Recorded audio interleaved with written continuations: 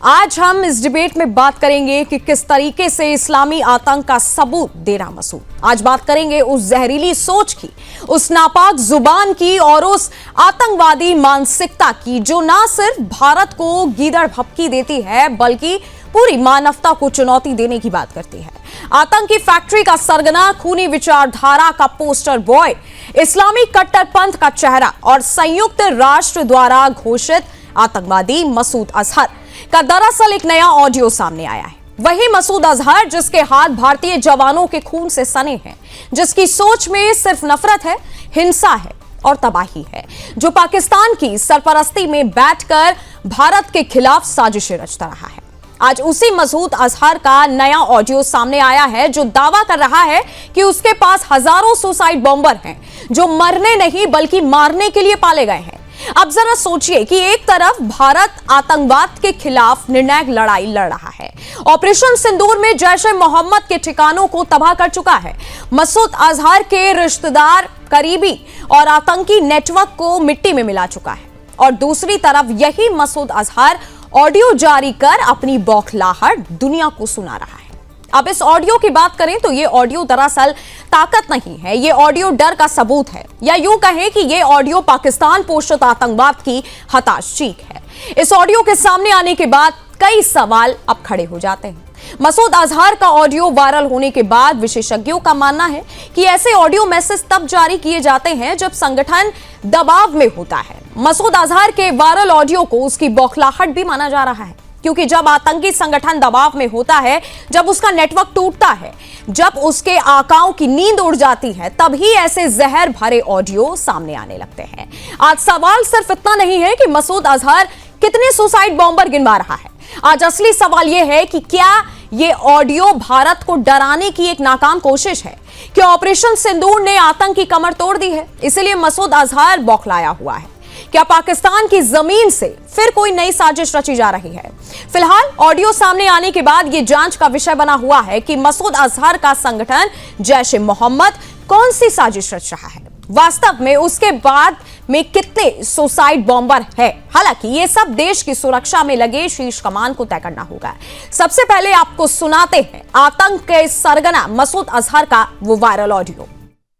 इस मजमे में अल्लाह के वो फिदाई मौजूद हैं जो रात के 3 बजे उठ के सिर्फ अल्लाह से शहादत मांगते हैं। ना ये कहते हैं कि कर्जे उतर जाएं, ना ये कहते हैं कि बीवी मिल जाए, ना ये कहते हैं मकान मिल जाए, ना ये कहते हैं दुकान मिल जाए, ना ये कहते हैं बच्चे फरमा बरदार बन जाए, ना ये कहते हैं यूरोप का वीजा मिल जाए, ना ये कहते हैं अमेरिका का वीजा मिल जाए, ना ये अल्लाह से गाड़ी मांगते हैं, ना नए तर्ज का मोटरसाइकिल मांगते हैं, ना अल्लाह ताला से आईफोन मांगते हैं। ये अल्लाह से कहते हैं अल्लाह शहादत दे दे, हमारे अमीर के दिल में डाल दे, मुझे पहले नंबर पे कर दे, मुझे आगे कर दे। तरह तरह की सिफारिशें कराते हैं, मुझे खत लिख लिख के धमकियां देते हैं कि हमें जल्दी भेज दो वरना ये हो जाएगा, वरना वो हो जाएगा। मुझे अल्लाह का वास्ता दे के कहते हैं हमें जल्दी आगे भेज दो, हमें जल्दी आगे भेज दो। मुझे रसूल के वास्ते दे के कहते हैं हमें जल्दी आगे भेज दो। मुझे मदीना शरीफ की दुआएं दे के कहते हैं अल्लाह ताला आपको मदीना दिखाए,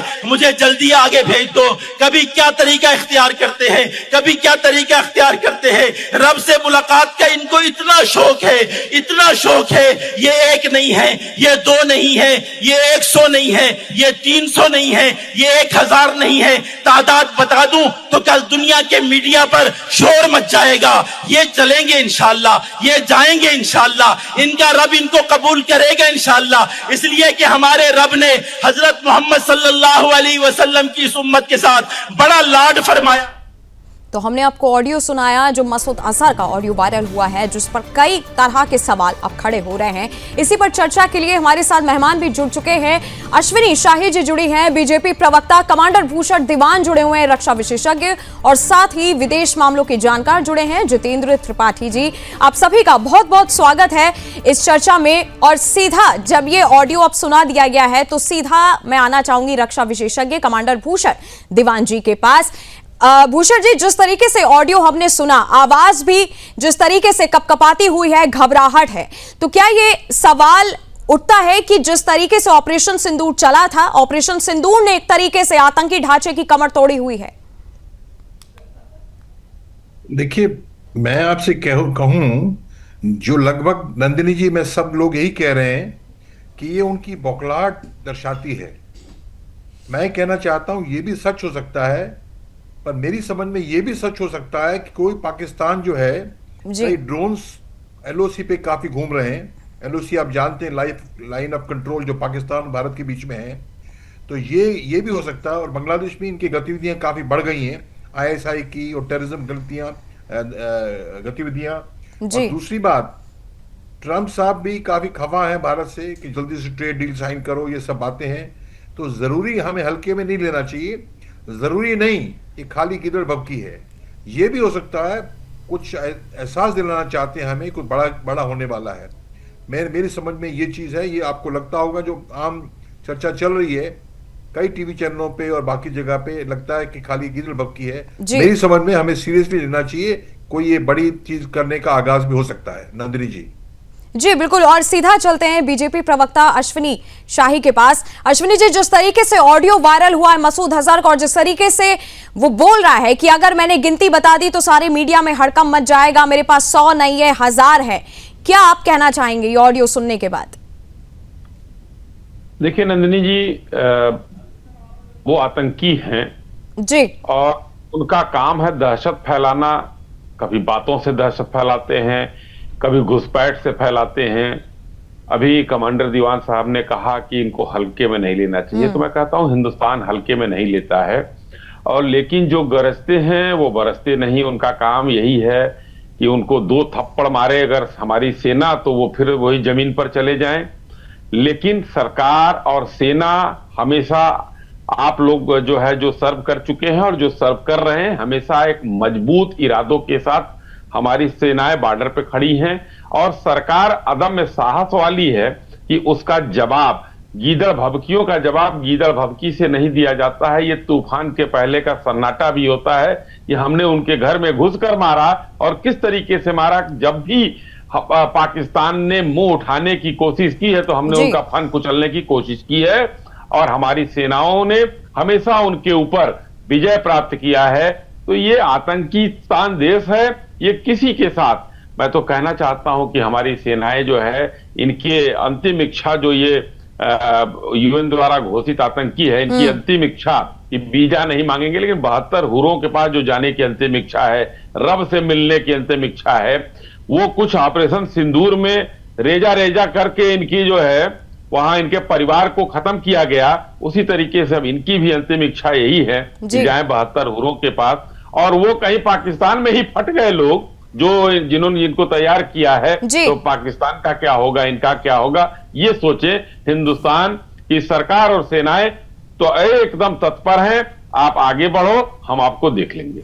जी अच्छा, हमारे पास जो है विदेश मामलों के जानकार भी हमारे साथ जुड़े हुए हैं, जितेंद्र त्रिपाठी जी। जितेंद्र जी, जिस तरीके से बयान आया है मसूद अजहर का, हर जगह जो है इस ऑडियो की चर्चा हो रही है, और जो भी मसूद अजहर का कहना है वो आपने सुना होगा। तो क्या एक तरीके से जब पाकिस्तान बीच बीच में अपनी बात कहता रहता है कि हम आतंकियों के खिलाफ है, हम ये नहीं चाहते, क्या ये उस झूठ को उजागर नहीं कर रहा है ये ऑडियो? देखिए नंदिनी, आधिकारिक रूप से तो पाकिस्तान ये कहता है कि हम दहशतगर्दी को हम ना अंजाम देते हैं, न उनको पैसे देते हैं, न उनको पैदा करते हैं। लेकिन वास्तविक रूप से बात कुछ दूसरी है। सारी दुनिया अब जानती है कि वास्तविक रूप से ये आतंकवादी पाकिस्तान द्वारा पैदा किए जाते हैं, पाले पोसे जाते हैं, बढ़ाए जाते हैं, इनको हथियार दिया जाता है, इनको पैसे दिए जाते हैं, इनको सुविधाएँ दिए जाती हैं, इनको स्लीपर सेल की सहूलियत दी जाती है ताकि ये हम आकर के ऐसा अटैक कर। और ये हमने कई बार देखा। तो इसमें कोई शक नहीं कि पाकिस्तान के आर्मी जो है वो इनको, आईएसआई जो है वो इनको पूरी तरह प्रश्रय दे रही है। आपने देखा होगा कि जब भी कभी ये हुआ ऐसा, इवन जब ऑपरेशन सिंदूर के तहत हमने हमले किए थे, तो जी, और सीधा चलते हैं भूषण जी के पास, रक्षा विशेषज्ञ। भूषण जी, जिस तरीके का ऑडियो अब सामने आया है एक रक्षा के लिहाज से, क्योंकि एक ऑडियो जब कोई जारी करता है तो एकदम से उसने ऑडियो बिना किसी के सहमति के सामने नहीं किया होगा। इस ऑडियो को लेकर के जो सवाल है वो यही है कि किसके शह में लेकर के उसने ये ऑडियो जारी किया? क्या वो अपने आकाओं को ये भरोसा दिलाना चाह रहा है कि नहीं, मैं डरा हुआ नहीं हूं ऑपरेशन सिंदूर के बाद भी? बिल्कुल, ये तो मैसेजिंग है, नैरेटिव की बात है। ठीक कह रही नंदिनी जी आप, पर सवाल ये है कि हम सिंदूर जो मई में हुआ है जी, जिसको अभी तो 6-7 महीने हो गए हैं, उसके 8 महीने हो गए, लगभग 8 महीने हो गए। 8 महीने के बाद सडनली ऑडियो आना और फिर उस पर हम कहें क्योंकि उसकी तबाही हो गई, उसके 10-12 रिश्तेदार मारे गए, तो अभी वो बोल रहा है, तो मैं इसको समझ नहीं पा रहा हूं। ऐसा तो नहीं हो सकता ना। अगर उसने बोलना था तो या तो नई तैयारी कर ली है जी, कुछ करने के लिए, तभी 8-9 महीने के बाद बोल रहा है। नहीं तो अभी 8 महीने क्यों चुने उसने चुप रहने के लिए? तो ये सवाल है कि, और दूसरी बात मैं ये भी देख रहा हूं क्योंकि इंटरनेशनल ताकतें जो हैं हमारी चारों तरफ खुराफात मचा रही हैं। बांग्लादेश में खुराफात चल रही है, आप देख रहे हैं। अकेला बांग्लादेश थोड़ी कर रहा है, कोई शय दे रहा है उनको। अब कौन दे रहा है दुनिया जानती है। अभी वही एक्सिस है, वही एक्सिस और नेक्सिस चल रहा है, वही आसिमुली, वही जो आपके ISI बांग्लादेश में कर रहे हैं, चारों तरफ से कर रहे हैं। तो ये उस तहत के चीज उसके तहत भी कुछ करना चाह रहे हो। तो आप तो देख रहे हैं जब ये भी रेड फोर्ट ब्लास्ट हुए, लाल किले में हुए, उसमें भी आशंका जताई जा रही थी। और ये वही मसूद अजहर है जिसने 2 महीने पहले एक औरतों की फौज खड़ी की और टेररिस्ट की। तो खाली मैसेजिंग मतलब इस टाइम क्यों करेगा वो? कुछ ना कुछ खाली, इसका मतलब ये नहीं है कि हम डर जाएंगे, इसका मतलब ये नहीं कि हम कमजोर हैं, हम तो बहुत सक्षम हैं। पर सवाल ये है कि हमें इस मैसेज को देख के उसको मुंह तोड़ जवाब देने के हम काबिल हैं और दे देंगे। पर सवाल ये है कि हर तरफ से अगर ये हो रहा है तो हमारे लिए जरा और डबल सतर्क होने की जरूरत है। जी भूषण जी, बिल्कुल। जितेंद्र दी, एक तरीके से UN द्वारा घोषित आतंकी है, जिंदा है, धमकी दे रहा है, ऑडियो में बोल भी रहा है कि 100 नहीं है, 1000 नहीं है, गिनवा दूंगा तो मीडिया में जो है हलचल मच जाएगी। इस सब मामलों में UN की साख कहां है? मुझे लगता है जितेंद्र जी आप अनम्यूट हैं, आप म्यूट हैं, आप अनम्यूट करिए आप अपने माइक को।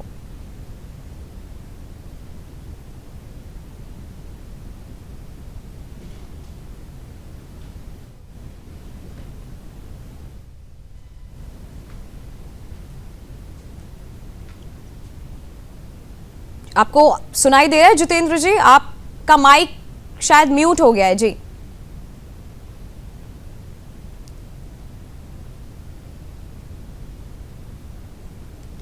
जी, चलिए सीधे बीजेपी प्रवक्ता के पास चलते हैं। अश्विनी शाही, तकनीकी खराबी के कारण जितेंद्र जी नहीं जुड़ पा रहे हैं।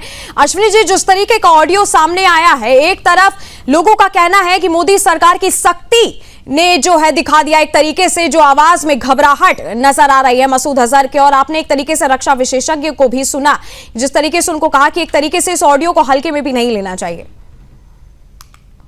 नंदिनी जी, देखिए, इनका मैंने पहले भी कहा कि आतंकी हैं और पाकिस्तान आतंक परस्त देश है, आतंकिस्तान है। पाकिस्तान जो है हमेशा हिंदुस्तान के खिलाफ कुछ ना कुछ करता रहता है। देखिए, ये UN से घोषित आतंकी है और पाकिस्तान इसको पनाह दे रहा है।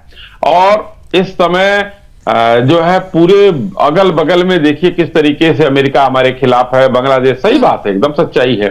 लेकिन हिंदुस्तान जो है इन सब चुनौतियों से निपटने के लिए अपने आप को तैयार कर रखा है। मैं तो बड़ा ही जो है वो करता हूं कि इनका दोगलापन, अमेरिका का और पाकिस्तान दोनों का दोगलापन देखने को मिल गया। अभी ये बयान उस समय आया है जब 1 या 2 हफ्ते का आतंक विरोधी एक अभियान चलाया जा रहा है, संयुक्त अभियान चलाया जा रहा है अमेरिका का और पाकिस्तान का, और वो ये जो है इसी के साथ बोल रहा है। तो इससे बड़ा क्या मिलेगा? ये लोग एक हताश और निराश होकर ये बोल रहे हैं। हिंदुस्तान अब आत्मनिर्भर हो चुका है नंदिनी जी। लगभग मुझे लग रहा है कि 170-75 टाइप के गोले और वो एमुनेशन बनता है हिंदुस्तान में, और उसमें से 171 हम बनाते हैं। तो आत्मनिर्भर हो चुके हैं, न गोले की कमी है न बारूद की कमी है। कोई भी आएगा, चाहे 1,000 उनके आए या 1,00,000 आए, वो तो हमेशा करते रहे। 93,000 जो है आए तो थे बांग्लादेश में लड़ाई करने, किस तरीके से घुटनों पर बैठ के गए। तो ये हिंदुस्तान की सेनाओं ने किया है। वो 1,00,000 हो उनके पास या 2,00,000 हो, वो हरदम आप आइए, आपका स्वागत है, आप 72 हुरों के पास भेजे जाएंगे, वो भी तय है एकदम। लेकिन आज इस तरीके से बोलने का जो मतलब है, ये अपने लोगों को, जो लोग उनके साथ तकरीरों में ये बोलता है, इजराइल के खिलाफ भी तो बोलता है ये अमेरिका के खिलाफ भी तो बोलता था पहले जी। लेकिन ये जो इनके लोग टूट चुके हैं ऑपरेशन सिंदूर के बाद, और ऑपरेशन सिंदूर अभी बंद नहीं हुआ है। ऑपरेशन सिंदूर के बाद इनके लोग इनसे दूर हुए हैं। उनको एकत्र करने के लिए कुछ भी बोल सकता है कि हमारे पास ये है, इनको ये चाहिए, उनको ये नहीं चाहिए।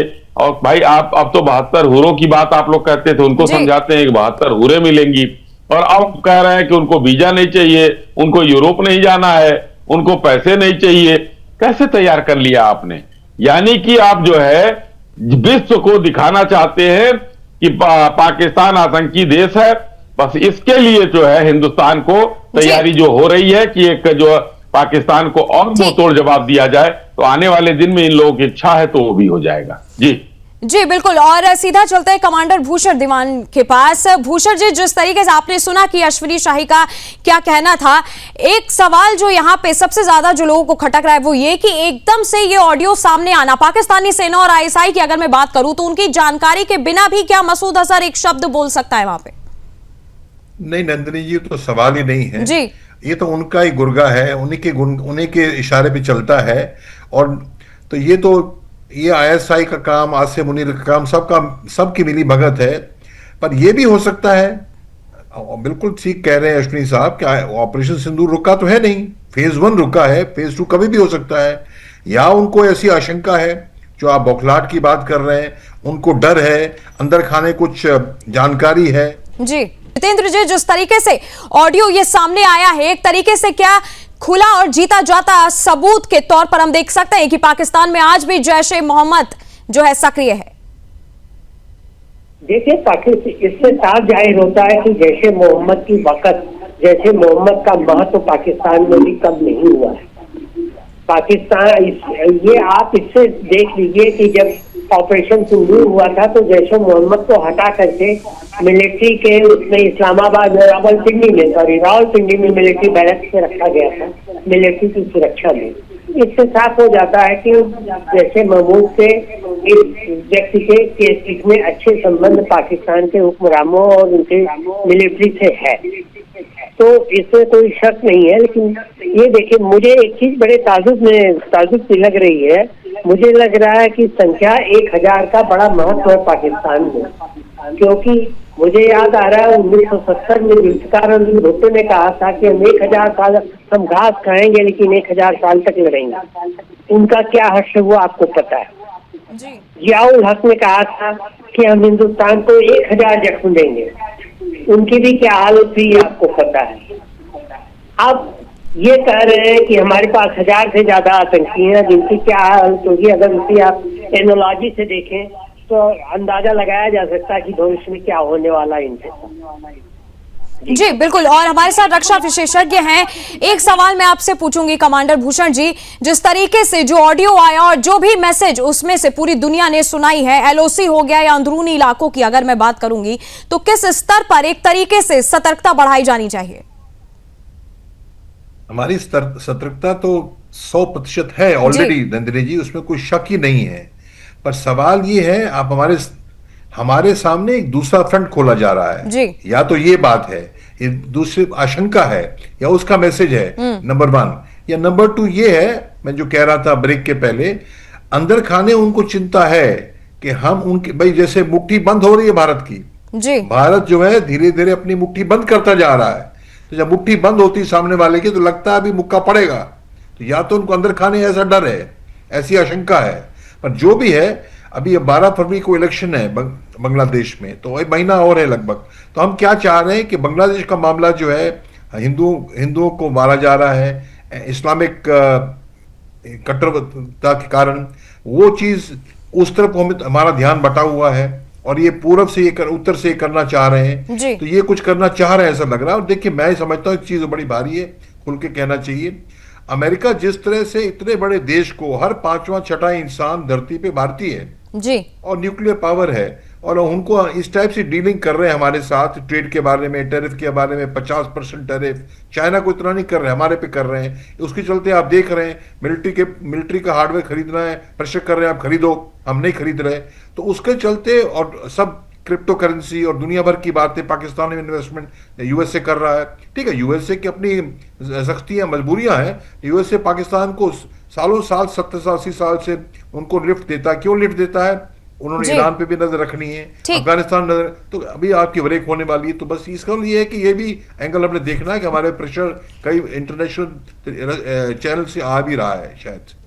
जी बिल्कुल। और आप सभी मेहमानों का बहुत बहुत धन्यवाद हमारे साथ बने रहने के लिए। फिलहाल आतंकी मसूद अजहर की तरफ से जो भी ऑडियो सामने आए, एक तरीके से डर की चीख उसको कह सकते हैं, क्योंकि ऑपरेशन सिंदूर के बाद जिस तरीके से आतंकियों का हाल हुआ वो पूरी दुनिया ने देखा है। अब आगे इस ऑडियो के बाद में क्या कार्रवाई होती है, क्या सबूत और जीता जाता सबूत पाकिस्तान से सामने आता है, वो अब आने वाला वक्त बताएगा।